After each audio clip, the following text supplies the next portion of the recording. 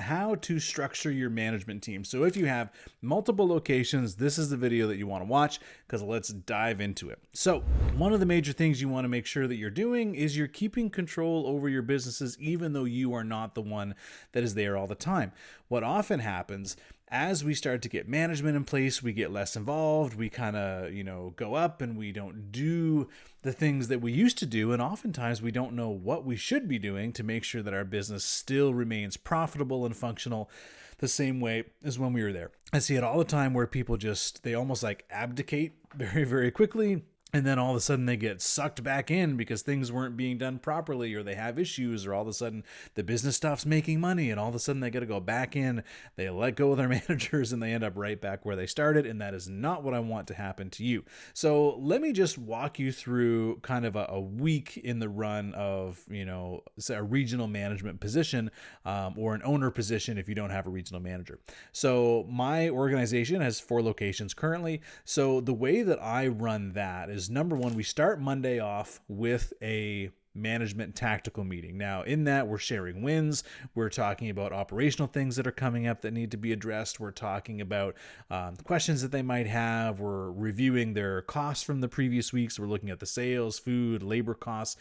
We look at our third-party scores for Uber, DoorDash, and stuff like that. So we look all of that on Monday. And we make sure that we set objectives for what we're doing that week to make sure that we actually put those into practice. Hey, if your labor cost was over, all right, how are you going to get that down by the end of the week? If your food cost was over, what are you going to do to fix that, right? We want to make sure it's tactical and that your managers are thinking high level about stuff, but they're able to then put it into practice, and we know exactly what they're focused on that week. Now, the next phase is typically the regional manager will also have one day or a certain time each week to spend at each location and review things. And so typically that includes a one-on-one with the manager where they're diving into how the location's performing, what needs to change, if there's any big things that need to happen, whether they need to hire, whether they're training, whether, they have a food cost or labor cost issue, whatever the case might be. So in that one-to-one, there's a lot of coaching, just making sure that we're tackling the biggest things that need to happen at that location. Now, the other thing that also happens as well is usually once a month, usually maybe at the start of the month, we do a location evaluation where we go in and where we review all of the operational pieces, whether it be service and food quality and cleanliness and all of those things. So we start the month by saying, okay, here is the score for this location based on these things. We look at their food costs, their labor costs, overall profitability. We look at their sales, all of those things. And we have this checklist that we use, and we go in and we say, okay, so based on this, you are at a 70%, right? So then what we do is in those weekly meetings and in the visits that are spent each week with the people, with the managers, we then go through that and say, okay, so what are we going to do to fix this issue? Hey, if we fix this thing, we would get you up to a 90% score. Hey, we really need to fix this thing over here. And we make a plan for that month to then fix those issues and move forward, and also get ahead of any issues that might come up. So we also want to be thinking in advance, especially when it comes to hiring and things like that. We always want to be weeks in advance on that, because otherwise you end up being short-staffed and always dealing with that. And believe me, it's hard to focus on anything else if you don't have the right staff in place. So what we do there is we use the evaluation. We use that to plan out the one-on-ones and the visits so that we're focused on the right things in the business, because it is so easy just to be like, okay, everything's great, we don't have to worry about it, or focus on the things that don't really make an impact in the business, right?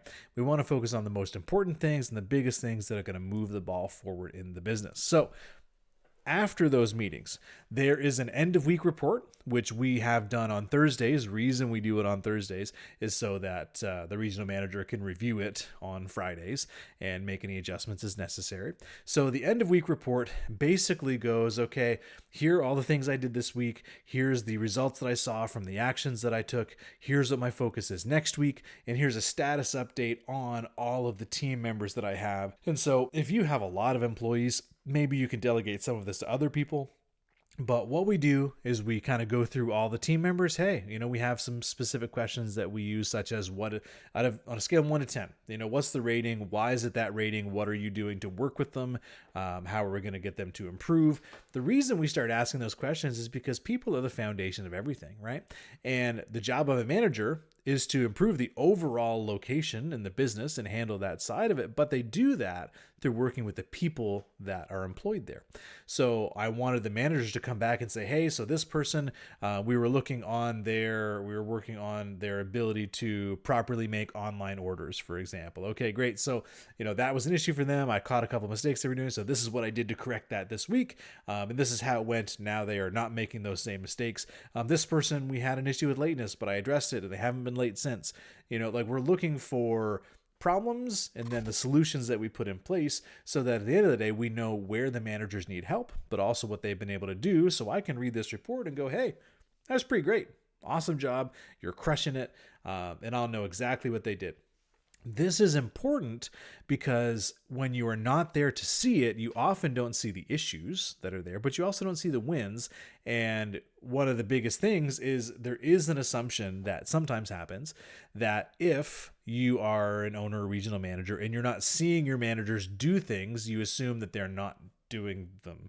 And so, I don't even know if they're doing that. Well, we don't know but we don't want to make an assessment based on that, based on not knowing. We want to actually find the data to be able to support it. So we need to improve the communication in the management team.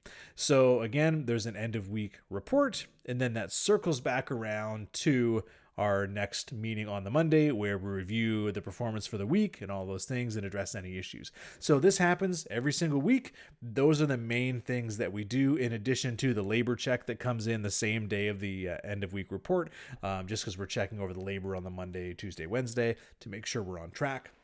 Now, in addition to this, there are other things such as every 6 months, we will typically do a manager evaluation, which will also include feedback from the people they manage. So we not only have them do a self-led evaluation and we provide our feedback on that as well, but they also have surveys done by the people they manage, and we use those to be able to coach them better on the things that they need to improve on. We're always looking at, okay, for you and your career path as a manager, what's the next step for you? Where are you going next? What do you need to improve on?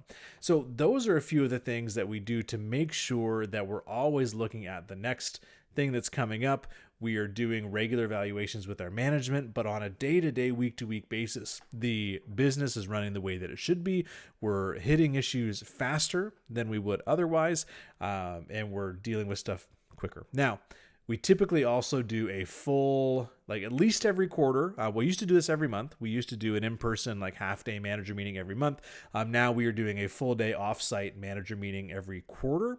And so there we're coming up with our big strategic direction. We're looking at the big action items for the business and getting all of our managers' input into it. And that just kind of feeds into the plan that we use moving forward. And so we look, for the yearly goals, it's a little bit longer. We set out the big, objectives for the year and stuff like that. Then that gets broken down quarterly. Quarterly gets broken down to monthly. Then monthly, that gets broken down to the plan that we talked about along with the evaluation that they do. So it all kind of feeds into the same thing. And by having this meeting cadence, which again is one-on-ones weekly, tactical meeting weekly, typically, quarterly or monthly manager meetings, all of those things put together allows you to have the communication that you need within your management team to have information pass quickly between all the different levels. Everyone knows what the big objectives are, if they're on track, and what they need to do to fix it if they are not. Overall, that's something I found that works really, really well. And the other thing we do have as well is we do have a group chat with just the management from all the locations around the city, so we can help deal with things there. They post all of their costs, so they post their food and labor costs, their sales, all that kind of stuff, so every other manager sees it. So if all of a sudden your costs aren't very good, everybody else is going to see it. They're going to be saying, oh man, how come they're not doing very good? It's a way to be self-accountable to the group. So that's an important thing as well. Overall, the management structure doesn't have to be really complex. It just has to make sure there's clear direction, there's a clear meeting structure, and everyone knows what they're responsible for. And then you, as an owner or regional manager, then need to hold them accountable for actually executing in the day-to-day. And that's where the work gets done in the weeds, so to speak. But if you do all those things right, typically your organization can run pretty well. All right, guys, I hope this is helpful. We'll chat soon.